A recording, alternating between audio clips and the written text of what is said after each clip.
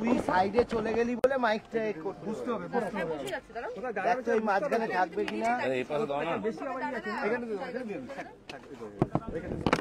ঠিক আছে সব বুঝিস দেখা গেল অল করে দিয়েছিস সহজয় একদম প্রথম প্রশ্ন সেরেছে শুরু করছি আমি আপনি বলুন আপনি আগে বলুন সব প্রশ্ন করে নিচ্ছি আপনি বলুন আমি বলে দিচ্ছি। জয় জগন্নাথ।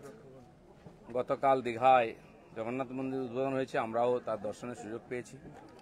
এই ঘটনাকে নিয়ে বহু রকম তর্ক বিতর্ক শুরু হয়ে গেছে। ভগবানকে তর্কের উপরেই রাখা উচিত, কিন্তু অভ্যাসবশত অনেকে বিতর্ক শুরু করেছেন এবং মজার ব্যাপার, আমি কেন ভগবানের কাছে এসেছি তাতে অনেকের কষ্ট হয়েছে। আমি ছোটবেলা থেকে ভগবানের মন্দিরে যাই, আমি দেখি না কে মন্দির তৈরি করেছে, আমি ভগবানকেই দেখি। আর এটা আমরা জানি যে মন্দির যেই তৈরি করুক ভগবান সবার হয়। কালীঘাটের মন্দির তৈরি করেছে কেউ জানে না, বা তারকেশ্বরের মন্দির কে তৈরি করেছে আমরা জানি না, কিন্তু ভগবানকে দর্শন করতে যাই তখন ভুলে যায়। রাম মন্দির কে তৈরি করেছে সেটাও লোকে ভুলে যাবে, কিন্তু রামকে মনে রাখবে। আমি এসেছি, পশ্চিমবাংলায় সবকিছু তো রাজনীতি হয়, হয়েওছে, কিন্তু আমার খুব মজা লাগছে। আমার পার্টির কিছু লোক খুব কষ্ট পেয়েছে, যে পার্টির কর্মীরা কষ্ট পেয়েছেন, হতাশায় ভুগছেন, কেউ কেউ ভাবছে সুসাইড করবে কিনা। আমি বলছি বিজেপি করতে গেলে হতাশায় ভুগবেন না, চোখের জল ফেলবেন না, কারণ আমরা পার্টি দাঁড় করিয়েছি রক্ত দিয়ে আর ঘাম দিয়ে। যেন বিজেপির কর্মীরা পেছনে তাকায় না, ভয় পায় না, সন্দেহ করে না।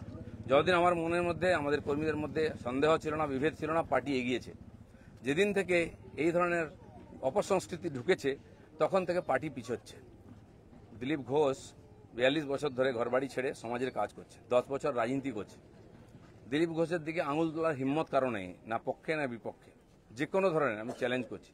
যাদেরকে আমি নিয়ে এসে নেতা বানিয়েছি, যারা বিজেপি দেশে করে খাচ্ছে, তাদেরই বেশি পেট ব্যথা হচ্ছে। যাদেরকে আমি নিয়ে এসে নেতা করেছি তারা খুব চিন্তিত ভবিষ্যৎ নিয়ে। পার্টির উপরে ভরসা রাখুন, চিন্তা করার কোনো দরকার নেই। আর দিলীপ ঘোষ পার্টি ছাড়বে কিনা, কোথায় যাবে, অনেকে দুশ্চিন্তাগ্রস্ত, অনেকে আনন্দিত। দুশ্চিন্তা করার দরকার নেই, আনন্দিত হওয়ার দরকার নেই। দিলীপ ঘোষ দরকার হলে রাজনীতি ছাড়বে, কিন্তু পার্টি ছাড়বে না, বিজেপি ছাড়বে না, এটা পরিষ্কার বলে দিচ্ছি। কিছু লোক হয়তো চাইছেন আমি পার্টি ছাড়লে জায়গাটা খালি হবে, সুবিধা হবে, সেটা হওয়ার চান্স নেই। কারণ আমাদের কাছে মিশন, পশ্চিমবাংলায় যতদিন না রাজনৈতিক পরিবর্তন হচ্ছে লড়াই চলবে। আর যে আমার লক্ষ লক্ষ সাথী 10 বছর ধরে আমার সঙ্গে লড়াই করেছেন, রক্ত দিয়েছেন, ঘাম দিয়েছেন, প্রাণ দিয়েছেন, পরিবারকে রাস্তায় বসিয়ে দিয়েছেন, সেটাই আমাদের কাছে প্রেরণা।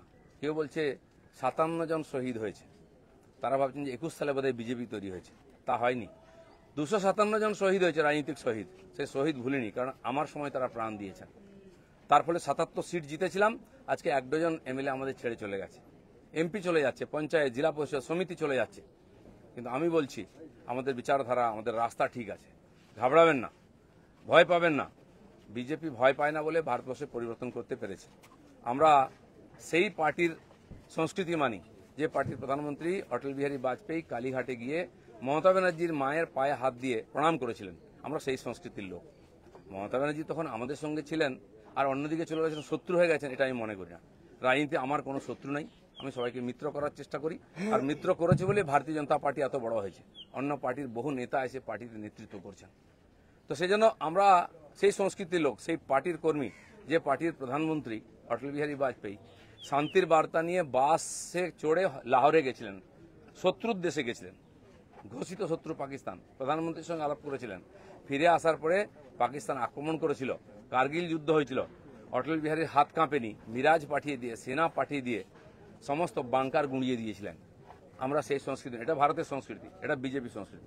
আমার প্রধানমন্ত্রী নরেন্দ্র মোদী, তিনি নওয়াজ শরীফের বাড়িতে বিয়েতে নেমন্ত্রণ রক্ষা করতে গেছিলেন, কোনো প্রোটোকল মানেননি, আশীর্বাদ করেছিলেন মেয়েকে।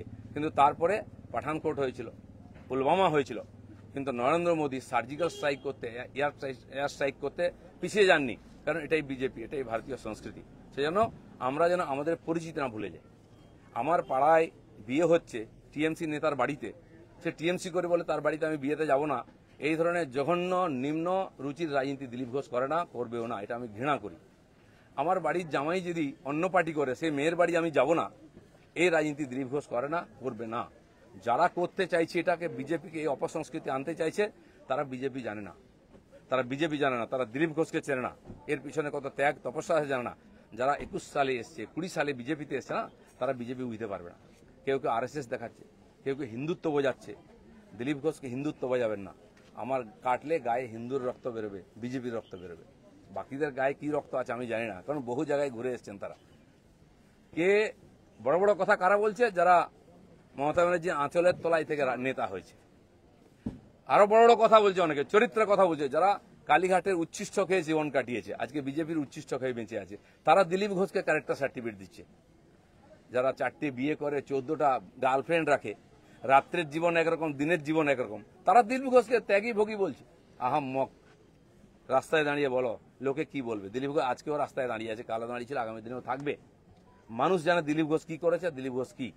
আমার মন আর মুখ এক। আমি পর্দার আড়ালে কথা বলি না, কোন নেতার সঙ্গে বন্ধ ঘরে মিশি না, আমি সে যেই নেতা হোক। আমি চৌরাস্তায় দাঁড়িয়ে কথা বলি, ক্যামেরার সামনে কথা বলি। এটা দিলীপ ঘোষ। তাতে যদি কারো কষ্ট আমার কিছু করার নেই। দিলীপ ঘোষের মিশন ঠিক আছে, দিলীপ ঘোষ পাল্টাবে না, তার নীতি পাল্টাবে না। দিলীপ ঘোষ বাংলায় পাল্টাতে এসছে, অর্ধেকটা হয়ে গেছে। যারা কোনোদিন পার্টির জন্য কন্ট্রিবিউশন করেননি তারা বুঝবেন না বিজেপি কি, দিলীপ ঘোষ কি। সেই জন্য কষ্ট পাওয়ার কোনো কারণ নেই। দিলীপ ঘোষ আছে, দিলীপ ঘোষ থাকবে যতদিন পার্টির প্রয়োজন হবে। যে কর্মীরা আবেগে ভাসছেন, আবেগে ভাসার সময় নয়। যদি সত্যি সংকট আছে লড়াই করুন।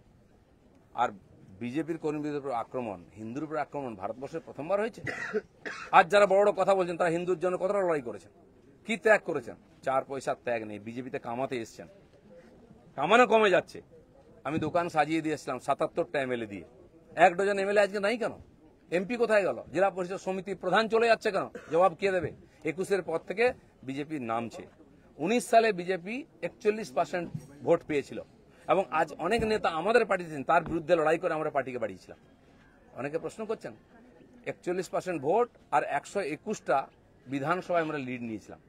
5 বছর পরে 24 সালের ইলেকশনে সেই ভোট 39% নেমেছে, আর 91টা বিধানসভায় আমরা লিড পেয়েছি। পার্টি এগোচ্ছে না পিছোচ্ছে?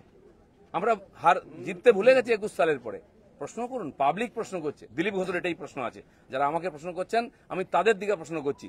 আপনারা তো নীতি শেখাচ্ছেন, রাজনীতি শেখাচ্ছেন, হিন্দুত্ব শেখাচ্ছেন, কি দিয়েছেন সমাজকে? কেন পার্টি নেমে গেছে? 250 লোকের প্রাণের বিনিময়ে যে পার্টি দাঁড় করিয়েছিলাম, সে পার্টি কোথায় আজকে? কেন হারছি আমরা? কেন লোকে ছিচিৎকার করছে? আর এই দালালরা যেদিন থেকে পার্টিতে এসছে, বিজেপির গন্ধও চলে গেছে, বিজেপির স্বাদও চলে গেছে। লোক বিজেপির ভরসা করতে পারছে না। তাই ভরসা ফিরিয়ে আনার জন্য লড়াই করুন, নাটক করবেন না। রক্ত দিয়েছি আমরা, ঘাম দিয়েছি, তারপরে মানুষের বিশ্বাস জিতেছি, মানুষের আশীর্বাদ জিতেছি। দিলীপ ঘোষের তো লড়াই জারি আছে। আপনারা ঠিক করুন কে কোন পার্টি থেকে লড়াই করবেন। দিলীপ ঘোষ পার্টি পাল্টাতে আসেনি, পশ্চিমবাংলাকে পাল্টাতে এসেছে। ধন্যবাদ সবাইকে।